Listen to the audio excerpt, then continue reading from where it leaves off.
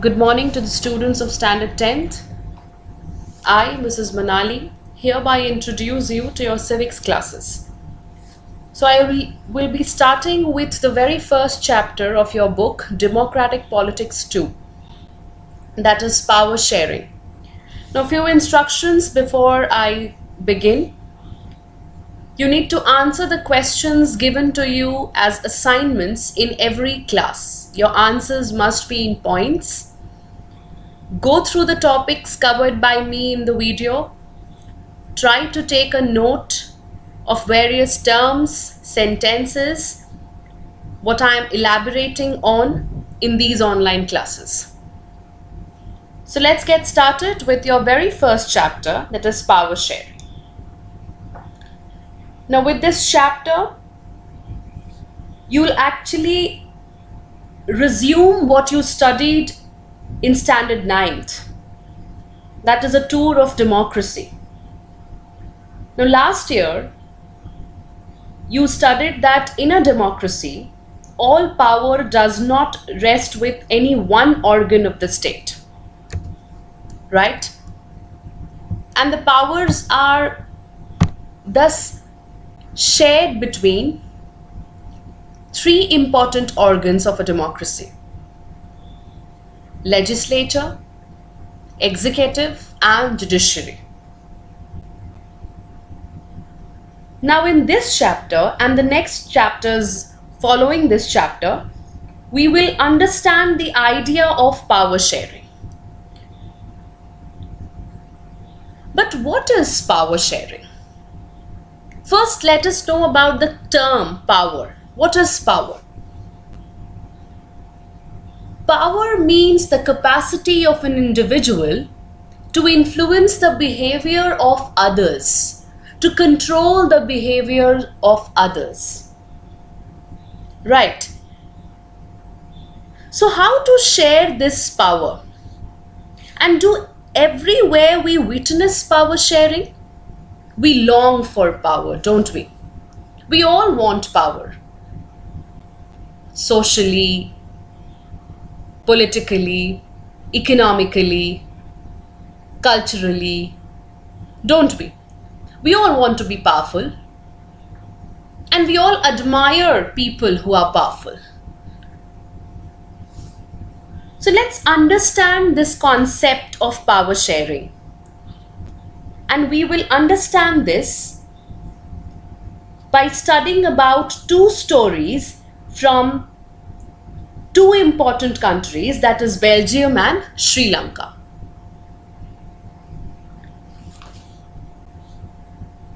By looking into the composition, the demand, the structure of these two countries, we'll understand how power is shared and in which way, which form. So let's move ahead with Belgium.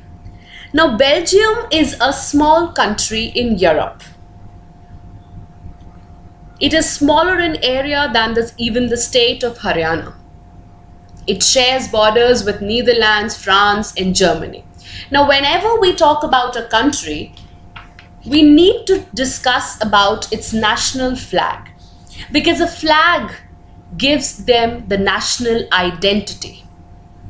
It gives it a separate identity, the identity of being an independent country. Now here in the flag of Belgium, you see three colors: black, golden, red. Now here black represents the shield, that is protection.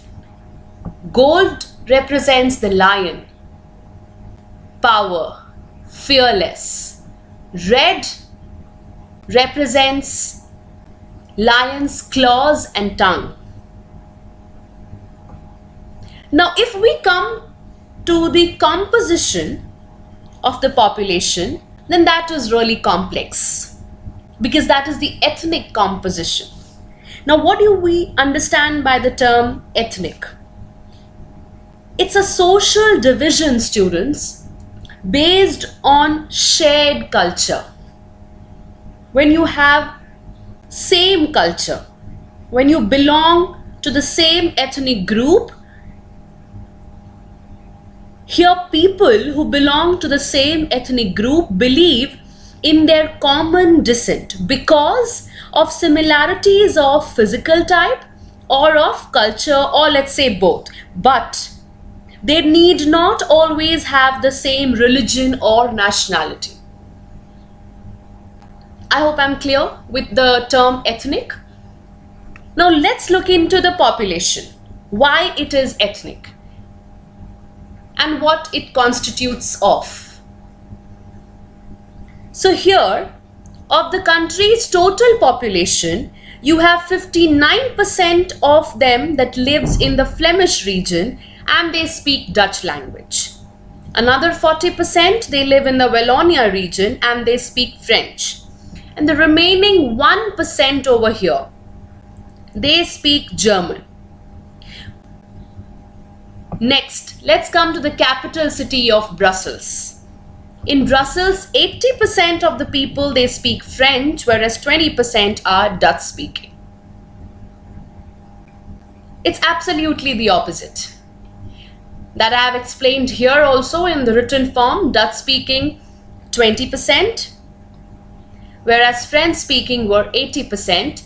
They were rich and they were powerful. That is one reason why the Dutch community received the benefit of economic development and education much later. And this is the reason why tensions arose between the two communities. I hope I'm clear with the Belgium story.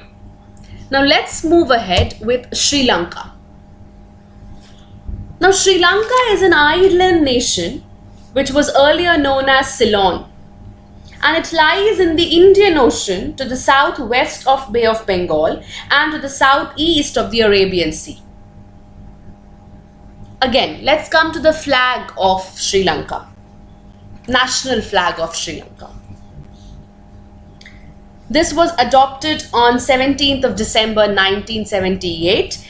Prior to 1815, the golden lion was originally the national flag of Ceylon, but later on, its four people leaves here are Buddhist symbols, and the sword here represents authority. If you talk about the modern version, the green represents the Sri Lankan Muslims and the orange represents the Hindus. Clear?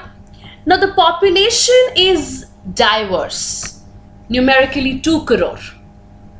Again, if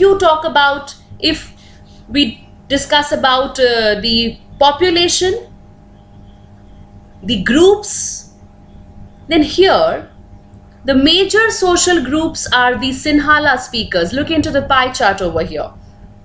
And they constitute 74%, whereas Tamil speakers are 18%.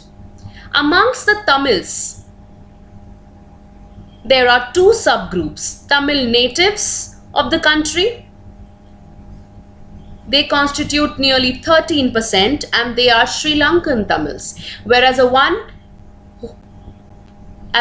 those whose forefathers came from India as plantation workers during the colonial period are the Indian Tamils. Sinhala speakers are Buddhist, whereas Tamils, they are Hindus as well and Muslims as well. Well, there is 7% of the Christians who are both Tamils as well as Sinhalas. Now this is the scenario that existed. Right, this was the scenario. I beg your pardon over here. And what happened then? The problem arose with the concept of majority and minority. The picture is very clear which group constituted majority and which group constituted minority, and what could have been the problems. The problems could have been the problems of equality. The problems could have been of representation, equal benefits. And here comes the issue of power sharing between the majority and minority. Similarly, in Belgium as well, majority and minority. So I leave you here with the scenario, the composition, the demands of the Sri Lankan people, that is the Sinhala and the Indian Tamils, in Belgium with the Dutch speaking and the French speaking population. Go through it, analyze them, and we'll continue with the same chapter in the next class. Till then, you'll do the questions which are given to you in the assignments and let me know if you'll have any problem. Thank you so much, students.